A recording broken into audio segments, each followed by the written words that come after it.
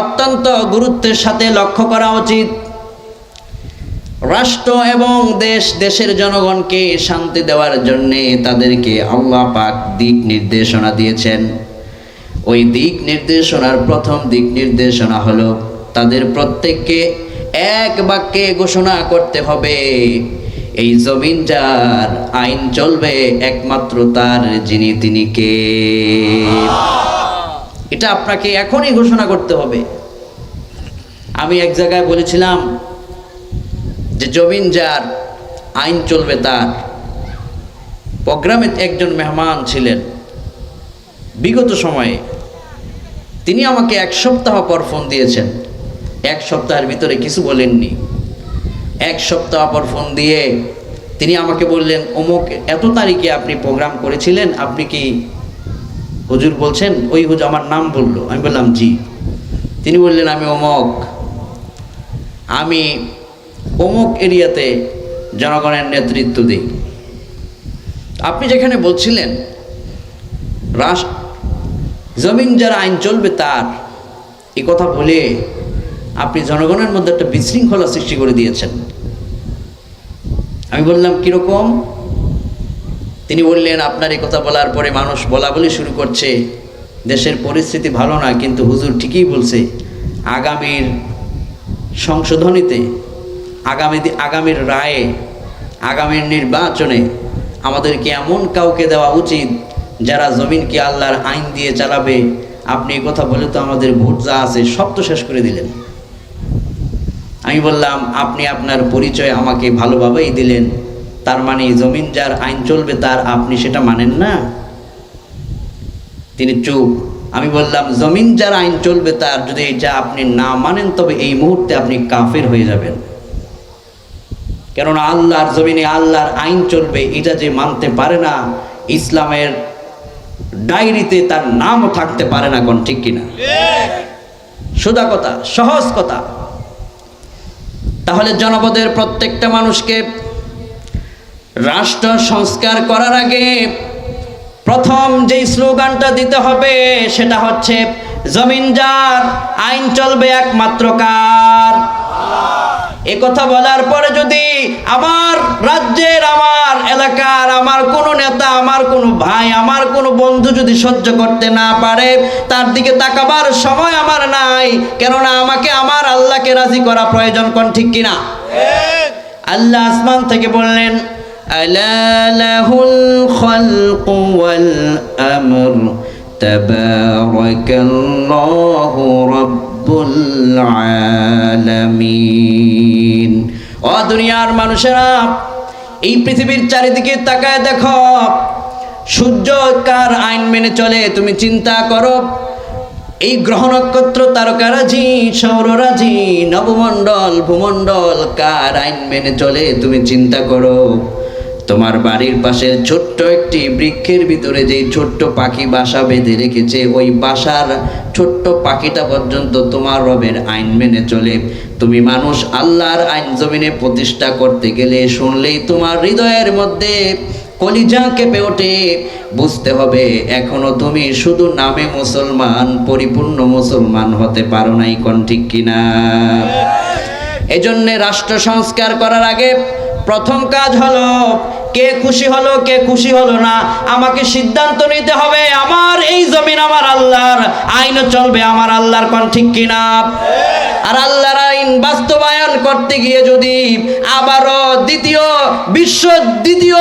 সেই মুক্তিযুদ্ধের সাথেও যদি আবারও তৃতীয় আরেকটা মুক্তিযুদ্ধ যদি করা লাগে, আল্লাহর জমিনে আল্লাহর আইন বাস্তবায়ন করার ক্ষেত্রে তরুণ যুবকেরা, কিশোরগঞ্জের তরুণ যুবকেরা আবারও প্রয়োজন হলে রাজপথে নেমে আবু সাইদের মতো তারা জীবন দিতে প্রস্তুত আছে।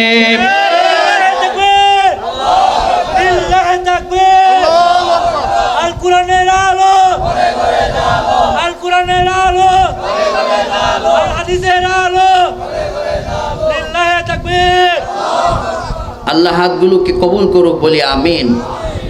জনপদের প্রত্যেকটা মানুষকে এটা সাক্ষ্য দিতে হবে, অতীতে কি হয়েছে এটা আমার দেখার বিষয় নয়। এখন আমার দেখার বিষয় হলো এই জমিনটাকে আল্লাহ পাক আমার উপর ছেড়ে দিয়েছেন। সুতরাং আমার আল্লাহর চাহিদা মোতাবেক জমিন চালানোর জন্য আমাকেই শপথ গ্রহণ করতে হবে। ছোট্ট একটা উদাহরণ আমি আপনাকে দেই, সেটা হলো যারা বলে আল্লাহর আইন মানুষকে শান্তি দিতে পারে না, যারা আল্লাহর আইন বাস্তবায়নের পথে বাধা দেয়, কাটা হয়ে দাঁড়িয়ে যায়, তাদের কাছে প্রশ্ন করুন, পৃথিবীর কোথাও যাওয়া লাগবে না, প্রত্যেকটা মানুষের দেহের ভিতরে এমন কিছু নিদর্শন আছে যেই নিদর্শন প্রমাণ করে মানুষ নিজে নিজের অর্থে চলে না, কথায় চলে না, সে নিজেও আল্লাহর কথায় উঠে বসে। কোন ঠিক কিনা? It's great example. আপনাদের প্রত্যেকের মাথায় চুল আছে না নাই? এগুলো বড় হয় কিনা? বড় হয় না? ভ্রু আছে কিনা আপনাদের? এগুলো বড় হয়? চুল বড় হচ্ছে, ভ্রু বড় হচ্ছে না। আপনার এটাই যদি আপনি প্রমাণ করেন, এটাই যদি আপনি চিন্তা করেন, এই চুলটাকে আল্লাহ পাক বড় হবার জন্য পারমিশন করেছেন, তুই বড় হবি, আমার বান্দা সময় মতো ওটাকে কেটে নিবে। ভ্রুকে আল্লাহ বলে দিয়েছেন তুই জায়গার ভিতরে স্টপ হয়ে যাবি, তুই বড় হবি না, আমার বান্দা তোরে কাটার প্রয়োজন হবে না। আপনার রবের হুকুম মোতাবেক আপনার দেহের ভিতরে আরো অনেক নিদর্শন আছে যেটাই প্রমাণ করে এরা সবাই আল্লাহর আইন মেনে চলে, আপনি মানতে চান না। এই চুলটা আল্লাহর আইন মোতাবেক বড় হয়, ভ্রুটা আল্লাহর আইন মোতাবেক বড় হয় না, জায়গায় স্টপ হয়ে যায়। এটাই প্রমাণ করে মানুষ কত বোকা। তার শরীরের চুলটা পর্যন্ত তার রবের আইন মেনে চলে, ভ্রুটা পর্যন্ত রবের হুকুম মোতাবেক জায়গায় স্টে হয়ে আছে। যে মানুষ আল্লাহর আইনটাকে মানতে চায় না, তার মতো বোকা পৃথিবীর বুকে আর একজনও হতে পারে না।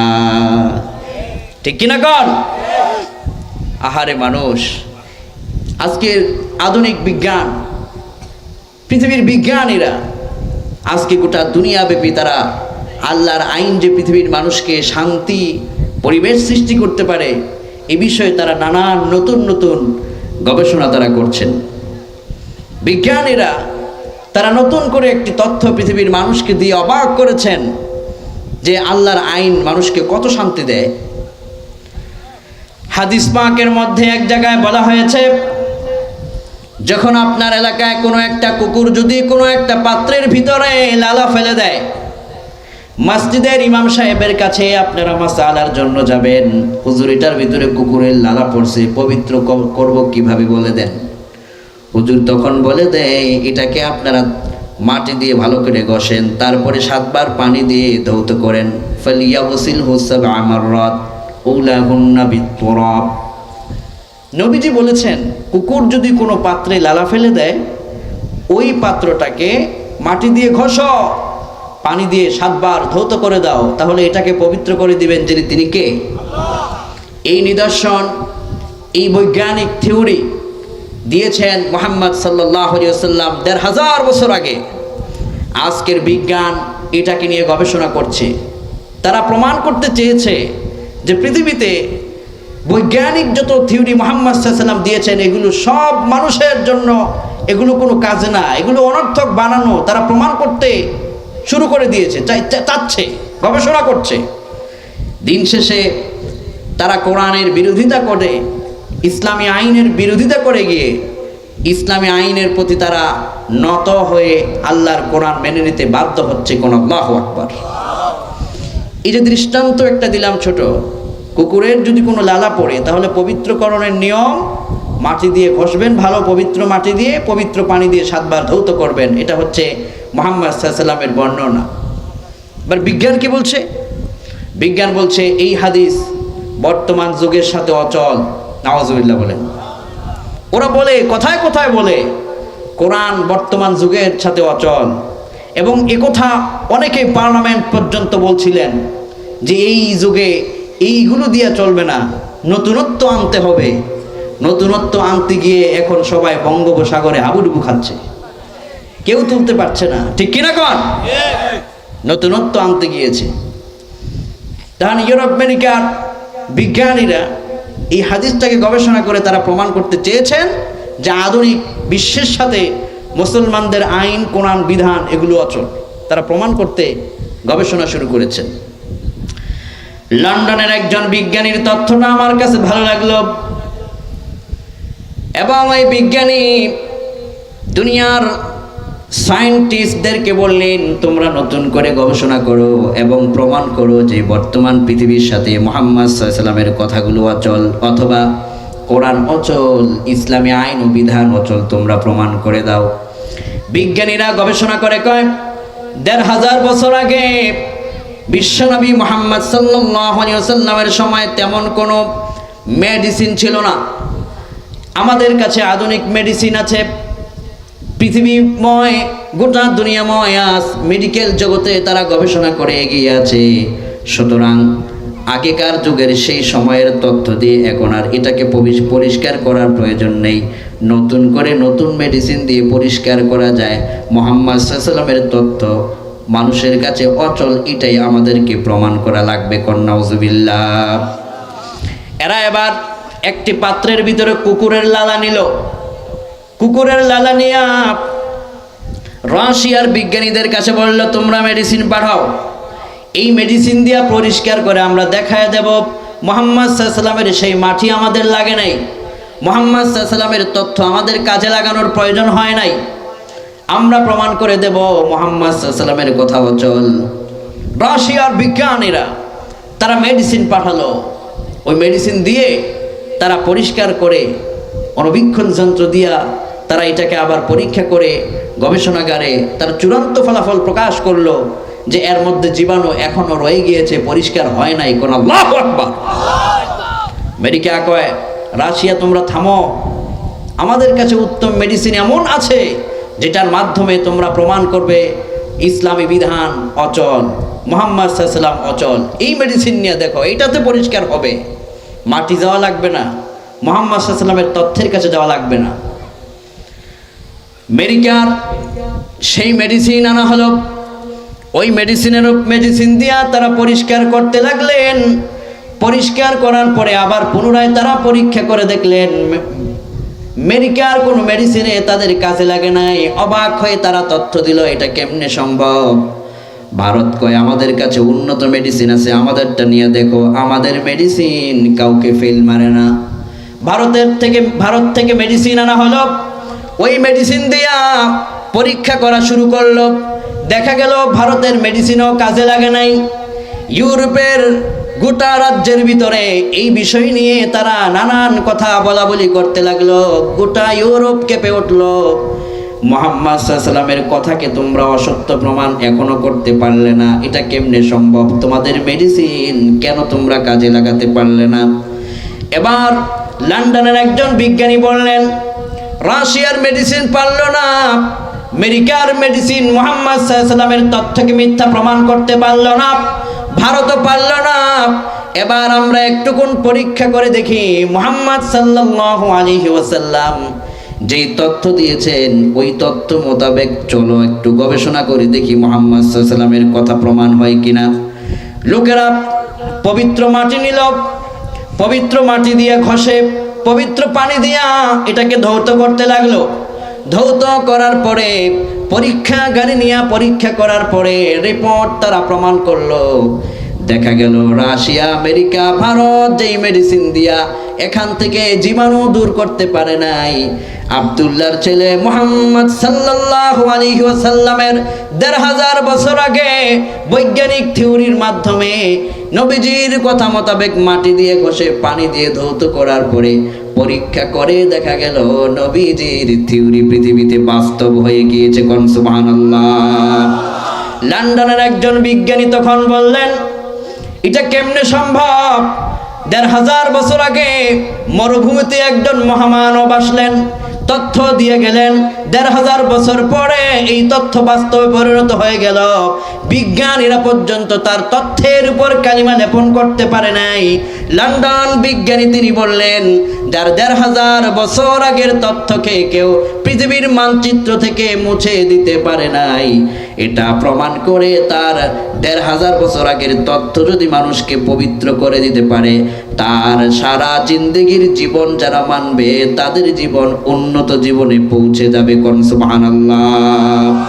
লন্ডন বিজ্ঞানী তিনি বললেন মুহাম্মদ সাল্লাল্লাহু আলাইহি ওয়াসাল্লামকে আমি একটা পুরস্কার দিব, কেননা তিনি এই জায়গার ভিতরে তিনি পুরস্কার পাওয়ার যোগ্য।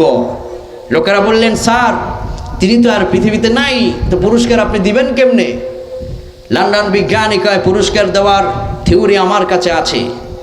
তিনি বললেন বাসায় ফোন করো এবং আমার স্ত্রী আমার সন্তান তাদেরকে চেম্বারে নিয়ে আসো।